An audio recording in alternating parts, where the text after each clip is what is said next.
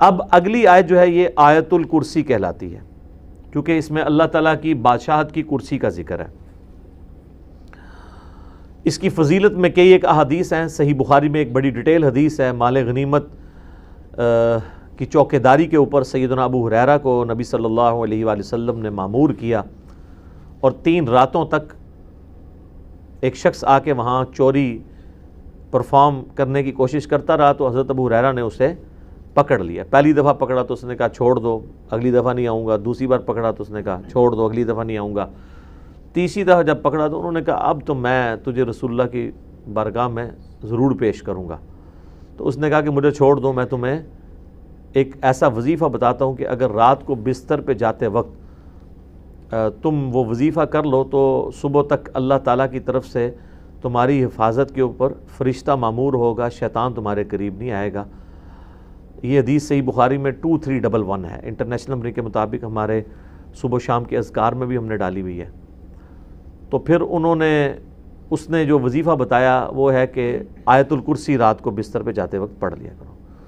تو حضرت ابو ہریرہ نے اس کو چھوڑ دیا۔ نبی علیہ السلام ہر موقع پہ جب وہ صبح بتاتے تھے تو نبی صلی اللہ علیہ وآلہ وسلم فرماتے تھے وہ جھوٹا ہے، آج پھر آئے گا۔ تو خیر وہ بھی سمجھدار تھا، وہ تیسری دفعہ جب جھوٹا ہے وہ چوتھی دفعہ آیا نہیں ہے۔ تو تیسری دفعہ حضور نے کہا کہ 3 دنوں سے تمہارا جو آنے والا وہ مہمان تھا نا، وہ شیطان تھا جو انسانی شکل میں آیا تھا، ہے وہ جھوٹا ہے لیکن اس نے بات سچی کی ہے۔ تو یہ ایک اصولی بات ہے کہ سچی بات اگر جھوٹا بھی کرے تو اس بات کی تصدیق کر دینی چاہیے۔ تو وہ آیت الکرسی کا وظیفہ مل گیا۔ اسی طریقے سے سنن نسائی الکبریٰ میں اسی کی ایکسٹینشن ہے۔ سنن نسائی الکبریٰ کے اندر ایک حدیث ہے، امام نسائی نے اس میں ایک چیپٹر باندھا ہے عمل الیوم واللیلہ، وہ سنن نسائی الکبریٰ کا چیپٹر ہے۔ اس میں انٹرنیشنل نمبر کے مطابق ہے یہ 8017 نمبر حدیث، حاکم میں بھی موجود ہے اس کا کچھ حصہ 2064، کہ جو شخص صبح کے وقت آیت الکرسی پڑھ لے شام تک وہ اللہ کی حفاظت میں رہتا ہے شیاطین سے، جنات سے، اور جو شام کے وقت ایک دفعہ آیت الکرسی پڑھ لے صبح تک حفاظت میں رہتا ہے۔ تو یہ اللہ کا شکر ہے کہ جو لوگ فجر اور مغرب کی نماز پڑھ رہے ہیں وہ آٹومیٹکلی آیت الکرسی پڑھ لیتے ہیں۔ اب جس نے فرض نماز کے بعد آیت الکرسی پڑھ لی ہے نا، اسے دوبارہ سے یہ ذکر کرنے کی ضرورت نہیں ہے، وہ اس میں امپلائڈ ہے، وہ شامل ہے، دوبارہ کر لیتا تو بہت اچھی بات ہے۔ اور ایک اور فضیلت ہے جو سنن نسائی الکبریٰ میں ہی ہے، 9928 نمبر حدیث ہے اسی عمل الیوم واللیلہ چیپٹر میں، کہ جو شخص نماز فرض ادا کرنے کے بعد نماز فرض آیت الکرسی پڑھ لے گا وہ مرتے ہی جنت میں داخل ہوگا، لیکن اس میں نماز شرط ہے۔ تو یہ بھی ایک فضیلت ہے اس اعتبار سے۔ اس کی ایک ضعیف سند بھی ہے سنن کبریٰ البیہقی میں مولا علی سے، اس میں الفاظ یہ ہیں کہ وہ آیت الکرسی کسی سے گفتگو کرنے سے پہلے پڑھ لے، لیکن جو سنن نسائی الکبریٰ میں صحیح سند ہے اس میں یہ الفاظ نہیں ہے۔ لیکن اس طرح کی جو ضعیف روایتیں ہیں نا، جب صحیح احادیث کو سپورٹ کر رہی ہوں نا تو اسی کو فالو کرنا چاہیے۔ کوشش یہی کرنی چاہیے کہ بغیر گفتگو کیے سلام پھیرتے ہی آیت الکرسی پڑھ لی جائے۔ البتہ اگر کوئی گفتگو کر بھی لیتا ہے تب بھی فضیلت مل جائے گی، کیونکہ جو صحیح حدیث میں اس طرح کے الفاظ موجود نہیں ہیں۔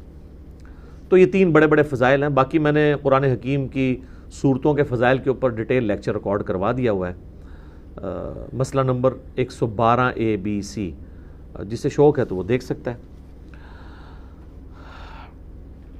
اعوذ باللہ من الشیطان الرجیم، بسم اللہ الرحمن الرحیم۔ اللہ لا الہ الا ہو، اللہ ہی ہے وہ کہ نہیں ہے کوئی معبود سوائے اس کے۔ الحی القیوم، وہ خود سے زندہ ہے اور باقی سب کو قائم اسی نے رکھا ہوا ہے، سب کو زندہ رکھنے والا وہ ہے، باقیوں کی زندگی اس سے مستعار ہے، اس کی زندگی حقیقی ہے، اپنی ہے۔ لا تأخذہ سنۃ ولا نوم، اور اس کی زندگی اتنی کامل ہے کہ نہ تو اسے اونگ آتی ہے اور نہ نیند۔ ہماری زندگی آپ دیکھ لیں ناقص ہے، ہم 24 گھنٹے کے اندر ایک دفعہ ضرور مر جاتے ہیں۔ موت نیند کی بہن ہے نا، اسی لیے آپ دیکھیں آپ کو جو رات کو سونے کی دعا سکھائی گئی ہے صحیح بخاری میں، اللہم بسمی کا اموت و احیا اور اللہم باسمی کا اموت و احیا، دونوں الفاظ درست ہیں. تیرے نام سے زندہ ہوتا ہوں اور مرتا ہوں. اور صحیح بخاری میں جو صبح اٹھنے کی دعا ہے وہ تو ہے ہی ہے، اس میں تو ڈائریکٹ کلیئر ہو گیا. یہاں تو پھر بھی کوئی کہہ سکتا ہے کہ ایمبیگوٹی ہے کہ یہ اس نیند کا بھی ذکر نہیں ہے، لیکن اس میں تو واضح ذکر ہے الحمدللہ الذی احیانی بعد ما اماتنی، یا احیانا بعد ما اماتنا، جمع کے سیغے سے ہو. وَإِلَيْهِ النُّشُورُ، تمام تعریفیں اس ذات کے لیے جس نے ہمیں مرنے کے بعد دوبارہ زندہ کر لیا. پھر سورہ الزمر میں بھی آتا ہے کہ اللہ تعالیٰ ہی ہے جو رات کو جب تم سوتے ہو تو تمہارے نفس کو قبض کر لیتا ہے، پھر جس کو اپنے پاس رکھنا ہوتا ہے اسے روک لیتا ہے، جس کی باقی ہوتی ہے اس کو دوبارہ واپس بھیج دیتا ہے. تو نیند بھی موت کی ایک فارم ہے. ہماری جو زندگی ہے وہ بھی ناقص ہے، ہم ڈیپینڈنٹ ہیں اللہ کے اوپر اس اعتبار سے کہ جب چاہے وہ سانس روک لے، اور اس اعتبار سے بھی کہ 24 گھنٹے میں ہمیں ایک دفعہ سونا ہی پڑتا ہے، ادروائز آپ اگلے 24 گھنٹے. دنیا کا ذہین ترین آدمی، دنیا کا طاقتور ترین آدمی کتنے گھنٹے جاگ سکتا ہے؟ یہ بزرگ جو جاگتے رہے ہیں نا 1-1 سال یا 2-2 سال، کہانیاں نے کوئی نہیں اٹھ جاگتے. جس کو ہے نا اس کو لے کے جاگ کے بتائے کوئی. اور کہتے ہیں جناب 3 سال تک کھایا پیا نہیں ہے. اس کے ساتھ اس کہانی کو کمپلیٹ کیا کریں، ساتھ یہ بھی کہا کریں کہ نہ کھادا پیتا نہ پیشاب کیتا، کیونکہ اگر کھایا پیا نہیں ہے تو پیشاب تو کھانے پینے کے ساتھ ہے نا. آپ کھانا پینا چھوڑ دیں پیشاب ختم ہو جائے گا. یہ ساتھ کیوں نہیں کہتے ہیں کہ 3 سال تک پیشاب بھی نہیں کیا، اور پھر اس طرح کا بندہ لے کے آنا ہے، اس کا جو ہم کریں گے نا وہ ہماری ویڈیوز میں ریکارڈ ہے، آج چھوڑ دیں. لہو ما فی السماوات و ما فی الارض. اچھا دوسرا ہے نیند نہیں آئے گی اور اس سے اونگ بھی نہیں آتی، یعنی اتنی کامل زندگی ہے کہ ایک لمحے کے لیے بھی جھٹکا نہیں آتا. لہو ما فی السماوات و ما فی الارض، اسی کے لیے ہے آسمانوں اور زمین کی بادشاہی. اچھا آسمان ہمیشہ جمع کے سیغے کے ساتھ آتے ہیں، زمین سنگولر کے سیغے کے ساتھ، سوائے ایک پارہ نمبر 28 کے اندر کہ اللہ نے 7 آسمان پیدا کیا اور اس کے مثل زمینیں بھی. چونکہ یہ اللہ تعالیٰ کی طرف سے ایک میریکل پلانٹ ہے روئے ارض. زندگی ابھی تک یہیں پہ دریافت ہوئی ہے جس زندگی کو ہم جانتے ہیں، اس لیے اللہ تعالیٰ اسپیشلی اس کا ذکر کرتا ہے. تو قرآن میں جب بھی آئے نا کہ آسمانوں اور زمین کی بادشاہت اس سے مراد پوری کائنات. من ذا الذی یشفع عندہ الا باذنہ، کس کی جرأت ہے کہ اللہ کے حضور کسی کی شفاعت اور سفارش کر سکے سوائے اس کے اذن کے؟ ظاہر ہے کسی کی جرأت نہیں ہے. دنیا میں سفارش یہ ہوتی ہے کہ کسی شریف آدمی کو پکڑ کے پولیس لے گئی ہے تو ایک وہاں کا بڑا آدمی جا کے سفارش کرتا ہے کہ جی آپ کو غلط فہمی ہوئی ہے، میں اسے شروع سے جانتا ہوں، بڑا شریف آدمی ہے. اب اللہ کو اس طرح کی سفارش تو کوئی نہیں کر سکتا کہ یا اللہ آپ کو غلط فہمی ہوئی ہے، بندہ غلط پکڑ لیا آپ نے.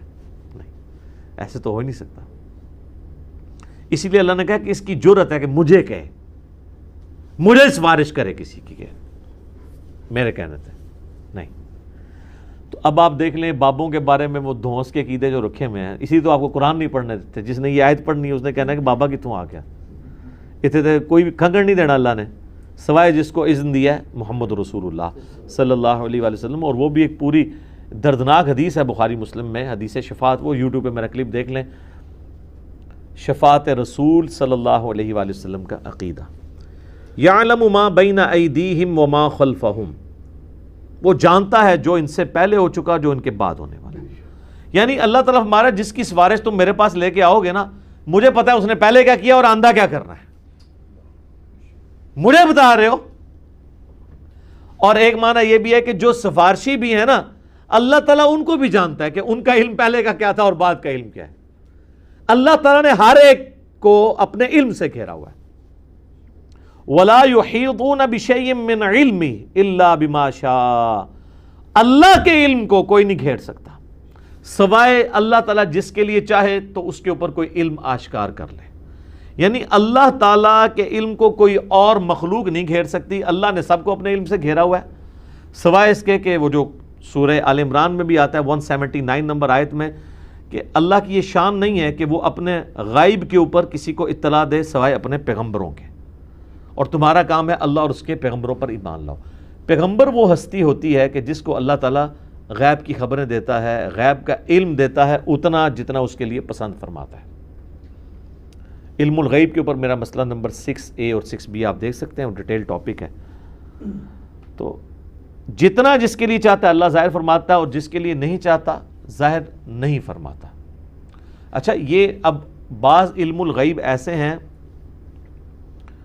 جو اللہ تعالیٰ نے انبیاء کرام کو دیے ہیں، اور بعض یہ ہیں جو ہمارے اعتبار سے وہ آپ سمجھ لیں ان سین علم ہے، لیکن چونکہ وہ فزیکل ورلڈ کے ساتھ تعلق رکھتے ہیں اس لیے ہم اس کو علم الغیب کا لفظ تو نہیں بول سکتے، لیکن چھپے علوم ہیں، جیسے سائنٹیفک جو بڑے بڑے راز ہیں اس کائنات کے، وہ لوگوں نے دریافت کیے ہیں۔ میگنیٹک فیلڈ کا دریافت کرنا، کمپاس بنا لینا، فیراڈے نے 8 سے 200-300 سال پہلے ہی ہوا ہے نا بجلی والا معاملہ۔ دنیا میں بجلی آئے ہوئے میکسیمم 150 سال گزرا ہے، اس سے پہلے بجلی نہیں تھی۔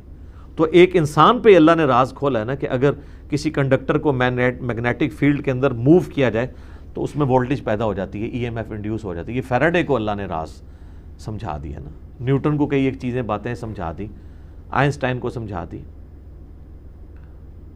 تیل زمین سے نکل آیا، گھڑی بنا لی، اتنی ساری چیزیں ہیں، جہاز بنا لیے، جیٹ انجن بنا لیے۔ تو یہ اس کائنات کے راز اللہ تعالیٰ لوگوں پہ کھولتا ہے۔ وسع کرسیہ السماوات والارض، اسی کی کرسی نے آسمانوں اور زمین کو گھیرا ہوا ہے۔ ولا یؤودہ حفظہما، اور اللہ تعالیٰ کو زمین و آسمان کی حفاظت کرنا کوئی مشکل نہیں ہے، تھکا نہیں دیتی یہ چیز۔ وہو العلی العظیم، اور وہ بہت بلند ہے اور عظمت والا ہے۔ اچھا، یہاں کرسی عین ممکن ہے کہ کوئی فزیکل کرسی ایگزسٹ کرتی ہے، اور عین ممکن ہے کہ یہ بات محاورتاً ہو رہی ہے کہ اللہ تعالیٰ کی بادشاہت اس سے مراد ہو، کیونکہ قرآن میں کئی ایک چیزیں محاورتاً بھی استعمال ہوئی ہیں۔ اس کے اوپر یہ جو اہل حدیث کی طرف سے جہمی ہونے کا فتویٰ فوراً لگا دیتے ہیں، یہ غلط ہے۔ بعض جگہ وہ خود بھی تعویلات کر رہے ہوتے ہیں، جیسے سورہ قصص کے اینڈ پہ آتا ہے کہ ہر چیز کو فنا ہے سوائے اللہ کے چہرے کے، تو سارے اہل حدیثوں نے ترجمہ کیا ہے یہاں چہرے سے مراد اللہ کی ذات ہے، تو تعویل تو وہ بھی کر رہے ہیں۔ یا قیامت والے دن اللہ کے سائے کے سوا کوئی اور سایہ نہیں ہوگا، 7 لوگ اس سائے کے نیچے ہوں گے، بخاری مسلم میں آتا ہے، تو وہاں اہل حدیث بھی کہتے ہیں یہاں مراد عرش کا سایہ، اللہ کا سایہ مراد نہیں۔ تو اس طریقے سے اگر کوئی تعویل کرتا ہے اس طرح کے معاملات میں، جہاں پہ ممکن ہو، جہاں پہ ممکن نہ ہو وہاں پہ نہیں کرنی چاہیے۔ مولانا مودودی تو دونوں طرف گئے ہیں کہ عین ممکن ہے کرسی ہو، اور عین ممکن ہے کہ اس سے مراد ایک محاورتاً بات ہو کہ اللہ کی بادشاہی نے گھیر رکھا ہے ہر چیز کو، اور اس کی یعنی صرف اللہ تعالیٰ نے یہ بنا کے مخلوق چھوڑ نہیں دی، بلکہ اس کی حفاظت بھی اپنے ذمہ لی ہوئی ہے۔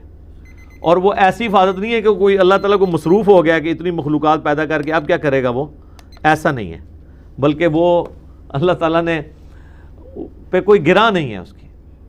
وہ تو سورۃ الانعام میں ہے کہ زمین کی گہرائیوں میں کوئی دانہ نہیں پھوٹتا، نہ زمین کے اوپر نہ سمندروں میں کوئی پتا بھی گرتا ہے مگر اس کے علم سے، اور اتنا کامل علم ہے کہ اللہ نے یہ سب کچھ ہونے سے پہلے لوح محفوظ میں لکھ لیا ہے۔ تو ایک ڈیٹیل طلب ٹاپک ہے۔ وَهُوَ الْعَلِيُّ الْعَظِيمُ، اور وہ بلند ہے اور عظمت والا ہے۔ اب یہاں پہ ایک اللہ کا نام بھی آ گیا علی، علی یون، تو مخلوق میں کسی کا نام ہو سکتا ہے، یہ ہے العلی، جب الف لام سے ہوگا تو دی علی خاص ہو جائے گا۔ رحمان تو کوئی بھی ہو سکتا ہے، الرحمن اللہ ہے، رؤوف کوئی بھی ہو سکتا ہے، نبی علیہ السلام کے لیے ہے بالمؤمنین رؤوف الرحیم، لیکن الرؤوف اور الرحیم اللہ ہے۔ صرف رؤوف اور رحیم سورہ التوبہ کی آخری آیات میں نبی علیہ السلام کے لیے بھی ہے۔ تو یہاں پہ بھی علی سے مراد بلند، عظمت والا، یعنی اللہ تعالیٰ اپنے عرش پہ مستوی ہے جیسا کہ اس کی شان کے لائق ہے، اور اپنی شان کے اعتبار سے بھی بلند ہے۔ تو اب یہ آیت الکرسی پہ تو گھنٹوں بولا جا سکتا تھا، میں نے اتنا حصہ کور کیا جتنا ایک عام بندے کی ضرورت ہے، کیونکہ آپ سمجھیں کہ قرآن حکیم میں جتنی بھی آیات اللہ تعالیٰ کی اسماء و صفات کے اعتبار سے یا اس کی قدرتوں اور شانوں کے اعتبار سے آئیں گی، آلموسٹ ان کی جڑ جو ہے وہ آیت الکرسی کے اندر موجود ہے۔ تو یہ اس پہ تو گھنٹوں بولا جا سکتا ہے، لیکن جتنی میں نے اجمالاً اس کی تفسیر بیان کر دی ہے اس تفسیر کلاس کے اندر اتنی کافی ہے۔ باقی تو جیسے جیسے اللہ تعالیٰ کی شانوں کا ذکر بیچ میں آتا چلا جائے گا وہ انشاءاللہ تعالیٰ ہم اس کو کور کرتے جائیں گے۔ اللہ تعالیٰ سے دعا ہے جو حق بات میں نے کہی اللہ تعالیٰ ہمارے دلوں میں راسخ فرما دے. اگر جذبات میں میرے منہ سے کوئی غلط بات نکل گئی تو اللہ تعالیٰ ہمارے دلوں سے اسے محو کر دے, دور کر دے, ہمیں معاف بھی فرما دے, ہمیں کتاب و سنت کی تعلیمات پر عمل کر کے دوسرے بھائیوں تک پہنچانے کی توفیق عطا فرمائے. سبحانک اللہم و بحمدک اشہد ان لا الہ الا انت استغفرک و اتوب الیک وما علینا الا البلاغ المبین. جزاکم اللہ خیر.